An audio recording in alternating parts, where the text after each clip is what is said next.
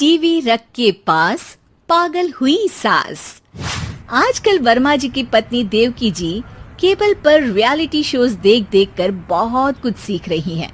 जैसे आज तो वो सुबह सुबह बेसुरे आलाप ले रही हैं।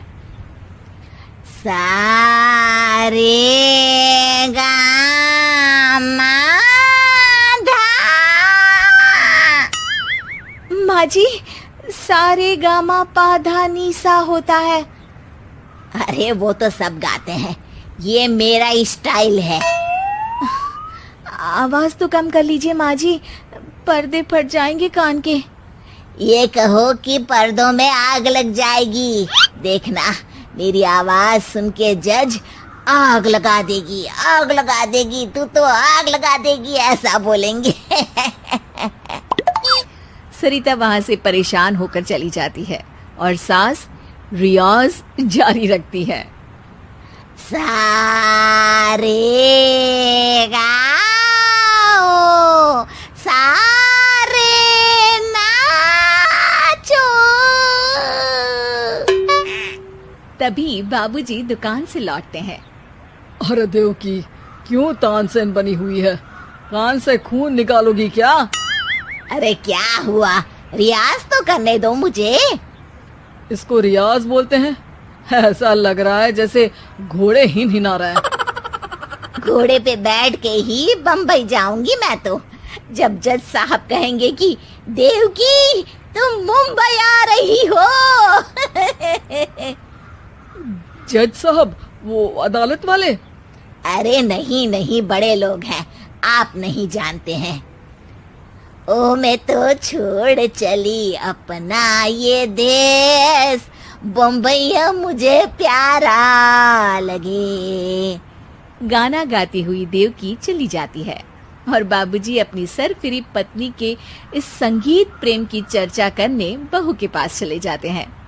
अरे सरिता बेटा, सुनो तो, ये तेरी सास को क्या हुआ है बेटा? सुबह तो अच्छा भला छोड़कर गया था इसे।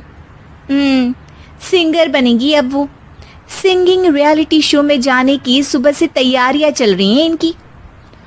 हाँ, अब तो कोयल के सुर मेंढक छेड़ेगा। हे भगवान, सद्बुद्धि दो इसे। इधर बाबूजी भगवान को कहते हैं और उधर राधा रानी प्रकट हो जाती है, देवकी की मोहल्ले की सबसे पक्की दोस्त। क्यों री देवकी, काहे इतना गला फाड़ रही है? कोई चीखने चिल्लाने का कंपटीशन है क्या? अरे ये देख, नया सिंगिंग शो, मैं भी गाऊंगी, हिंदुस्तान के दिलों की धड़कन बनूंगी। अरे इतना बेसुरा गा के दिलों की धड़कन नहीं, दिलों का अटैक बन जाएगी। इससे तो अच्छा है कि नाच ही ले। वैसे भी दिन भर मोहल्ले में नाचती तो रहती है तू, कभी इसके घर कभी उसके घर। देवकी को समझ में आ जाता है कि उसका गाना किसी को पसंद नहीं आ रहा। अगले दिन सरिता देखती है कि सास पैरों में घुंघरू बांध के नाच रही है। अरे माँ जी, क्या मंजुलिका बनी हुई है आज आप? अरे नाचने दे बहू, जब तक है जान जाने जहां मैं नाचूंगी। अरे माँ जी, अभी जान निकल जाएगी इतनी जोर से नाचेंगी तो। अरे अरे, क्या कर रही हो? अरे दिख नहीं रहा, डांस कर रही हूँ। अरे जैसी तुम्हारी हरकत है, तुमको तो नागिन डांस करना चाहिए। वो भी करूंगी, भांगड़ा भी करूंगी, देखना जज मुझे देख के स्टैंडिंग ओवेशन देंगे। हाँ, स्टैंडिंग ओवेशन तो देंगे ही, ताकि खड़े होकर वहां से भाग सके तुम्हारा डांस देखकर। अरे कुछ ढंग की चीज करो, ये रोज क्या नया शुरू कर देती हो? सास को लगता है कि उसका डांस का सीन भी बिगड़ गया। अब वो टीवी देख के कोई और कलाकारी ढूंढने लगती है। तभी उसे टीवी पर खतरों के खतरनाक खिलाड़ी शो दिखता है, जिसमें लोग अलग अलग स्टंट करते हैं। बस देवकी को नया काम मिल जाता है। अगले दिन सुबह देवकी डंबल लेकर कसरत करने लगती है।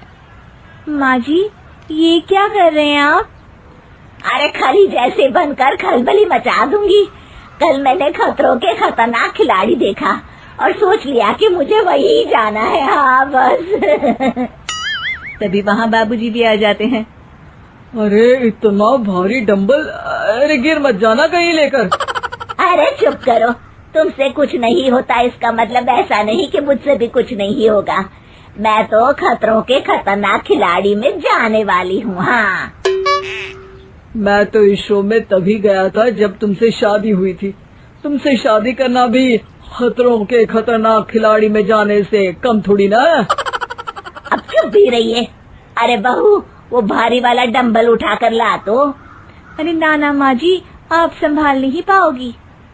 अरे मैंने टीवी में देखा था, एक आदमी कार उठा लेता है, इतना तो मैं उठा ही सकती हूँ ना। बहू घबराते हुए भारी वाले डंबल माँ के हाथ में दे देती है। जैसे ही माँ दोनों हाथ ऊपर करती है, पूरे शरीर का बैलेंस बिगड़ जाता है और वो पीछे की तरफ गिर जाती है। डंबल जाकर टीवी में लगता है और टीवी फूट जाती है। माँ जी, उठिए माँ जी। बाबूजी बहुत तेज हंसने लगते हैं। बाबा बाबा, टीवी और बीवी दो टेंशन थे मेरे, आज एक कम हो ही गया। बहू भी सास को उठाते उठाते इस बात पर ताली बजाकर हंसने लगती है और देवकी फिर से गिर जाती है। और इस बार देवकी भी अपनी बेवकूफी पे हंसी रोक नहीं पाती।